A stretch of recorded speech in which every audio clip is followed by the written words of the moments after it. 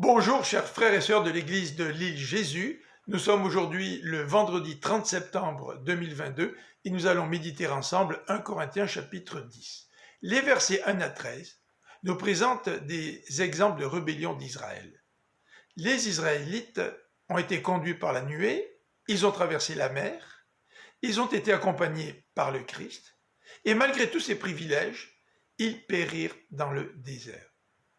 Paul écrit: Israël nous sert d'exemple afin que nous ne tombions pas dans l'idolâtrie et dans l'immoralité sexuelle. Il va faire référence à plusieurs épisodes tirés de l'histoire du peuple. Celui du veau d'or, Exode 32. L'idolâtrie dans les plaines de Moab, Nombre 25. L'épisode du serpent d'airain, Nombre 21. Les plaintes du peuple, Nombre 17. Attention, écrit Paul, que celui qui est debout prenne garde de ne pas tomber comme ça a été le cas pour les Israélites. Dieu est fidèle et il ne permettra pas que nous soyons tentés au-delà de nos forces, mais avec la tentation, il va nous donner le moyen d'en sortir. Versets 14 à 22. Paul va, encore une fois, nous demander de faire attention à l'idolâtrie. Par la coupe, nous sommes au bénéfice du sacrifice de Christ par son sang. Par le pain, nous sommes au bénéfice du corps du Christ, ce corps qui a été offert pour nous. Nous formons d'ailleurs un seul corps en Christ. Paul précise que l'idole ne représente aucune réalité. Il n'existe qu'un seul Dieu, a-t-il écrit dans 1 Corinthiens chapitre 8. Une viande sacrifiée à une idole ne prend aucun sens particulier, écrit encore Paul. Mais ce qu'il désire, c'est que nous n'ayons rien en commun avec les démons. Ne mangeons donc pas, ne participons pas à ces repas dans les temples. Versets 23 à 33.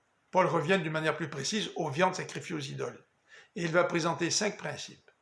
Commençons par le 3e. Mangez de tout, dit Paul.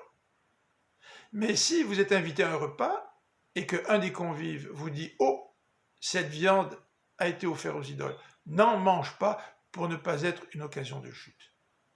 Donc renonce à ton droit de manger de la viande. Le premier principe est celui-ci: tout m'est permis, dit Paul, mais tout n'est pas utile. Cherchez aussi le bien d'autrui, pas seulement le vôtre. C'est le 2e principe. Le 3e, nous venons de le mentionner, manger de tout, sans être une occasion de chute. Le 4e principe, c'est de faire tout pour la gloire de Dieu. Et le 5e, le voici: adaptez-vous à tous pour ne pas être une occasion de chute, ni pour les Juifs, ni pour le grec. Sommes-nous prêts à abandonner nos droits pour le bien du royaume de Dieu? Je vous invite à écouter la prédication lors du service de dimanche prochain sur la chaîne YouTube de l'église de l'île Jésus. Que le Seigneur vous bénisse. Bonne fin de semaine.